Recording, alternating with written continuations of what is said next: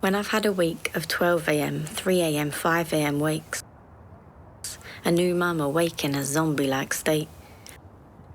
When you do go to sleep, and I need to sleep too, I spend another 3 hours just gazing at you. After birth, the baby's brain is really developing at the most rapid rate it'll ever develop. They are really magnificent creatures, you know, they're just absolutely soaking it all up. And a lot of it is non-verbal.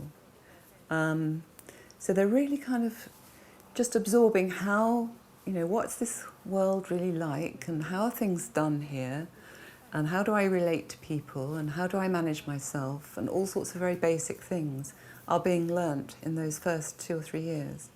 One of the many fascinating things about the neuroscience and the psychology is that it helps us to understand that babies understand tones. From weeks old, they come into the world already tuned in to other people's emotional states.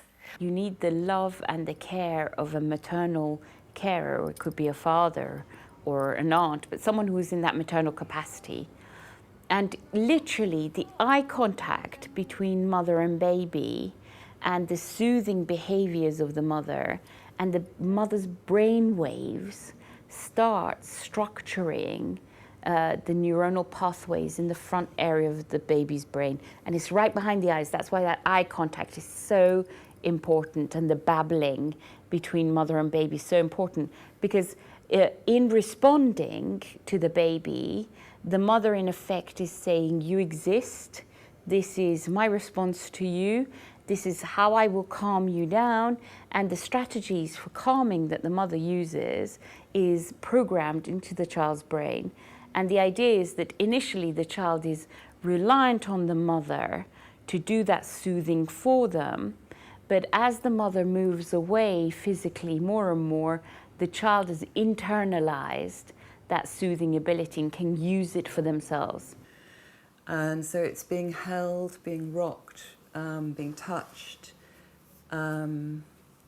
It's the tone of voice that you use. It's feeling that you're in a benign atmosphere.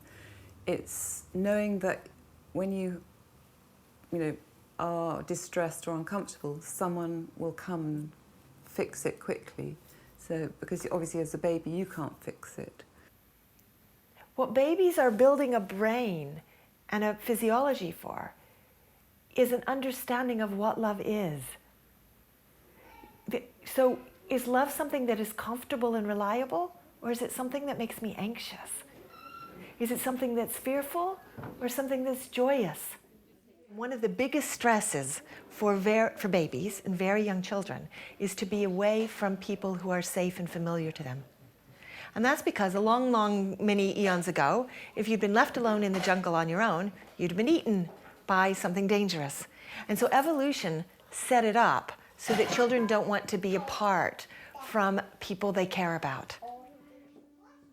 Through the experiences that we're having in very early life, we're actually building up this part of the brain called the prefrontal cortex, which can manage those reactions and soothe us and calm us, and the biochemistry gets into action to soothe us and calm us.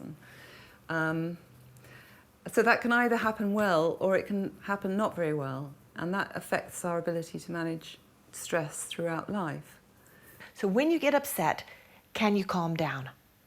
That's what attachment theory basically helps us to understand, is how do we all emotionally cope when we're stressed?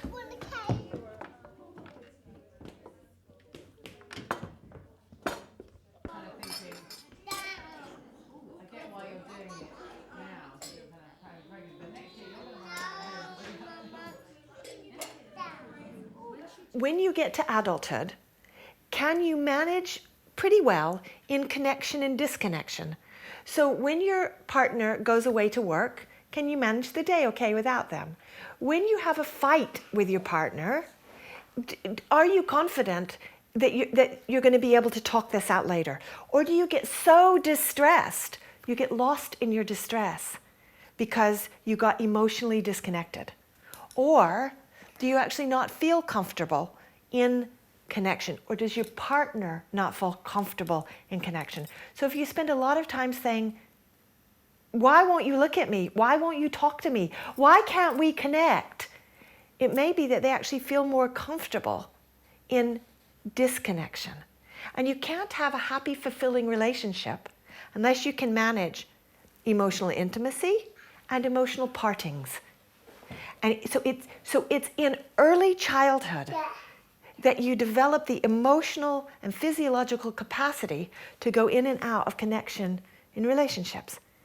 And I think when you just understand that little bit, suddenly lots of things begin to make sense. And attachment theory becomes much more than just a theory. It's something that we're all living, and we may not even understand. I do worry that sometimes people that get into attachment theory think the mother must put herself out for the baby. No, you together work out how you're going to do it. And your needs are as great as his needs.